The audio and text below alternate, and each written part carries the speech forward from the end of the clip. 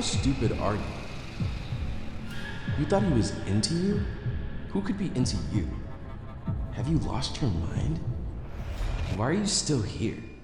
Hi, my name is Dr. Joseph Guillory, and I'm here today to offer you my perspective as a child and adolescent psychiatrist on this clip of Dante's story.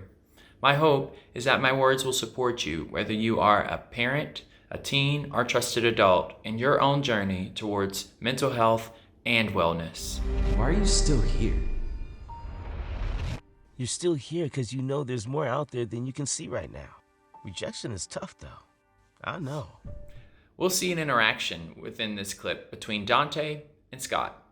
Scott is Coach Nelson's son and what we call a mental health peer.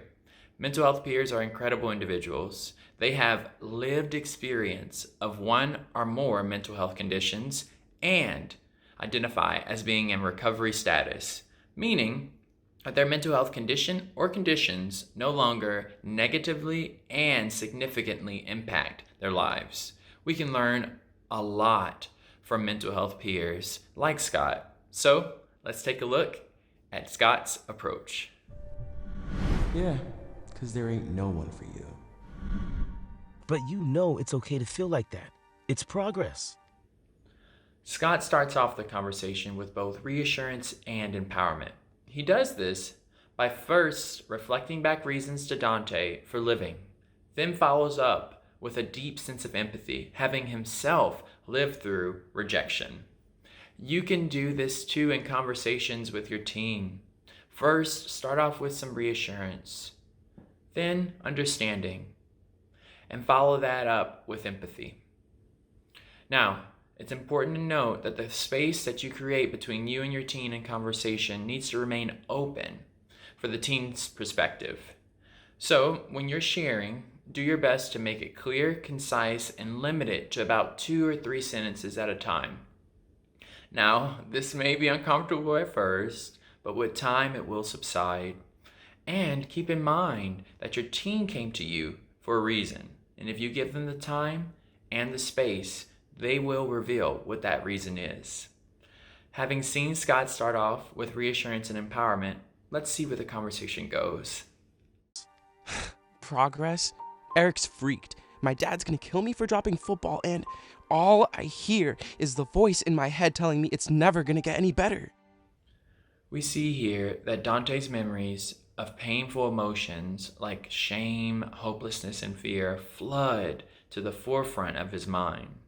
This leads to a downward spiral that ultimately ends with the voice in his head saying, "It's never going to get better." This type of thinking is called catastrophizing. Catastrophizing is a harmful thinking pattern that leads to horrible conclusions based on very limited information. This type of thinking is a natural response to fear, which means we all do it. And often we recognize it happening in others before ourselves. Because of this, you are an important ally to your teen in recognizing this type of thinking. It's important to note that when you recognize it and make it known to your teen, do it with compassion and understanding, and absolutely without judgment. Now, let's see how Scott responds.